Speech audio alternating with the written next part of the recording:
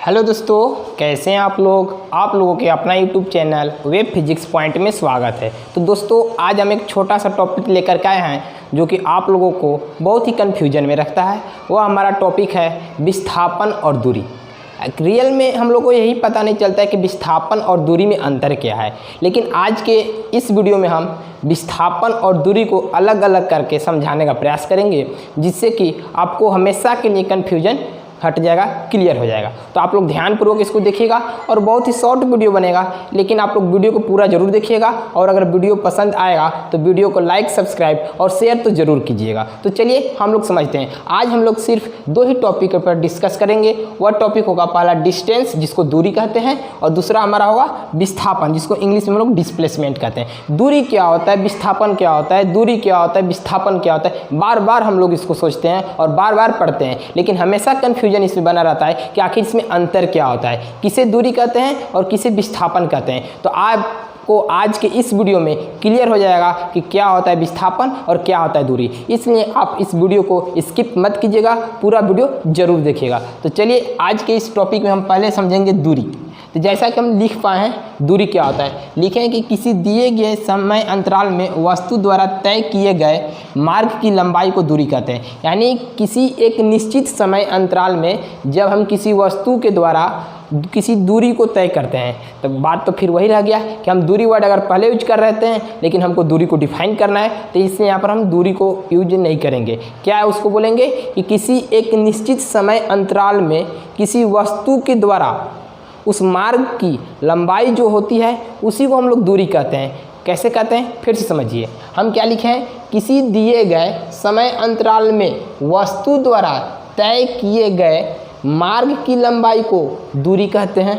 Okay, फिर क्या लिखे हैं, यह हमेशा पॉजिटिव यानी धनात्मक होता है, यानी कि यह कभी ऋणात्मक नहीं हो सकती है, न कभी शून्य हो सकती है। ओके, फिर क्या लिखे हैं कि जो हमारा डिस्टेंस है, दूरी है, वह एक अदिश राशि है। कैसा राशि है, अदिश राशि है। कोई बात नहीं, इसको हम लोग एग्जाम्पल से भी समझेंगे, थोड़ा वेट कीजिए। फिर आगे क्या कह रहा है, विस्थापन।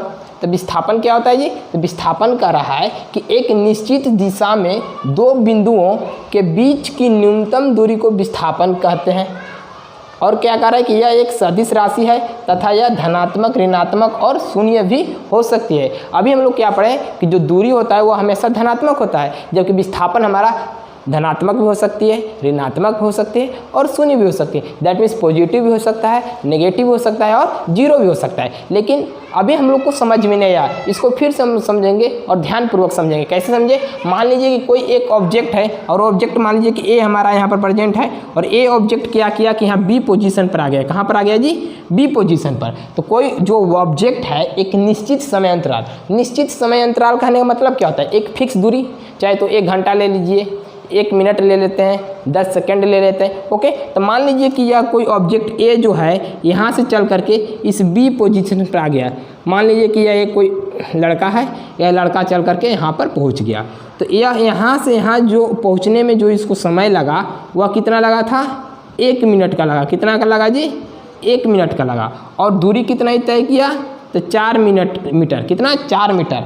तो जो यह ए से बी तक पहुँचने में समय लिया उसी को बोलेंगे एक निश्चित समय अंतराल।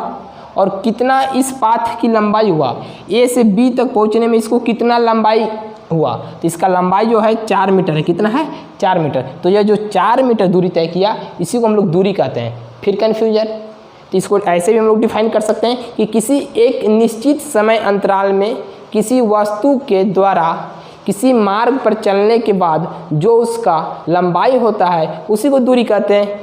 एक और वे में तो ऐसे भी बोल सकते हैं कि किसी एकांक समय में तय की गई पाथ की लंबाई को दूरी कहते हैं। ओके, तो विस्थापन क्या होता है, तो विस्थापन जो हमारा होता है दो बिंदुओं के सबसे न्यूनतम दूरी को विस्थापन कहते हैं। तो चलिए इसको हम लोग एग्जाम्पल से समझते हैं। मान लीजिए कि एक हमारा ये घर है, ये हमारा क्या है, घर है, ठीक। और यहाँ पर एक कोई बालक अवेलेबल है। यह बालक को क्या करना है कि रास्ता इसका जो है ऐसे है, समझिएगा। यहाँ पर इसको जाना है, इस बालक को यहाँ पर जाना है। तो बालक क्या करेगा कि यहाँ से स्टार्ट करेगा चलने के लिए, यहाँ से इसका 2 किलोमीटर दिया है दूरी, और यहाँ से लेकर के यहाँ तक इसको 6 किलोमीटर की दूरी है। ध्यान से समझिएगा। तो यह बालक क्या करेगा कि यहाँ से स्टार्ट करेगा, पहले यहाँ पहुँचेगा, यहाँ से पहुँचने के बाद यहाँ पहुँचेगा। तो अगर मान लीजिए हम बोलेंगे कि इस बालक के द्वारा कुल दूरी कितना तय किया गया, तो हम लोग क्या करते हैं, इस 2 किलोमीटर को ऐड करेंगे यानी 2 और प्लस में 6 ऐड करेंगे तो 8 किलोमीटर बोल देते हैं। कितना बोल सकते हैं कि 8 किलोमीटर की दूरी तय किया, यही नहीं बोलते हैं। लेकिन अगर हम विस्थापन अगर बोलते हैं कि डिस्प्लेसमेंट क्या होता है, तो विस्थापन का क्या हमारा फार्मूला देता है, विस्थापन का फार्मूला यही देता है कि किन्हीं दो बिंदुओं के बीच के न्यूनतम दूरी को विस्थापन कहते हैं।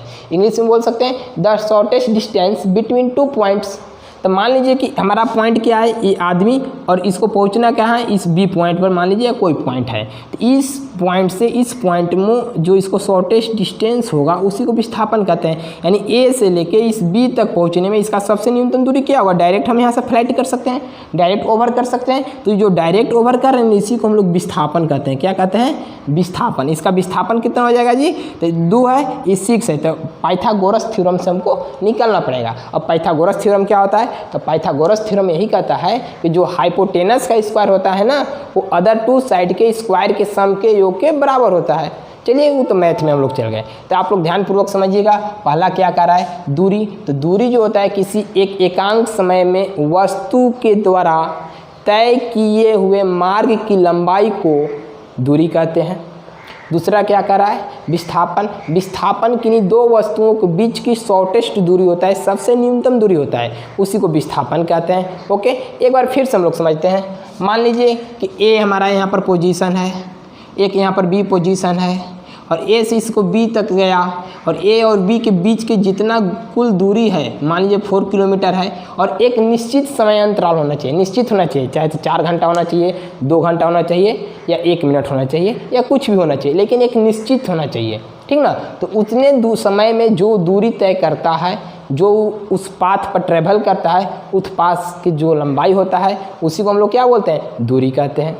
विस्थापन किन्हीं दो बिंदुओं की सबसे न्यूनतम दूरी, क्लोजेस्ट, ठीक ना, उसी को बोलते हैं क्या चीज़, विस्थापन। जैसे में हम समझाएं कि मान लीजिए एक ए यहाँ पोजीशन है, ए है, यहाँ बी है, और इस सी है। तो अगर हम मान लीजिए बोलेंगे कि ए और सी के बीच की दूरी कितना है, तो आप लोग क्या कीजिएगा, अगर मान लीजिए 2 किलोमीटर है, या मान लीजिए 3 किलोमीटर है, तो 2 + 3 कर देते हैं, 5 किलोमीटर बोल देते हैं कि इन लोग दोनों के बीच की डिस्टेंस है। लेकिन जैसे ही हम इसको बोलेंगे डिस्प्लेसमेंट क्या होगा, विस्थापन क्या होगा, तो इस ए बिंदु को डायरेक्ट बी बिंदु से जोड़ देंगे, और इसको पाइथागोरस थ्योरम से निकाल देंगे। तो 2 × 2 = 4, और 3 × 3 = 9, यानी 4 और 9 जोड़ देंगे 13, √13 हमारा क्या है, इसका हो जाएगा, विस्थापन हो जाएगा। तो हमारा यही था विस्थापन और डिस्प्लेसमेंट। और अंतर यही है कि यह एक हमेशा धनात्मक में रहेगा दूरी, जबकि हमारा विस्थापन जो होता है धनात्मक, ऋणात्मक और शून्य भी हो सकता है। दूसरा पॉइंट क्या कर रहा है कि यह जो हमारा दूरी होता है वह क्या एक होता है, अदिश राशि होता है, जबकि हमारा विस्थापन होता है वह क्या होता है, सदिश राशि होता है। ओके, तो आई होप आप लोगों को समझ में आ गया होगा।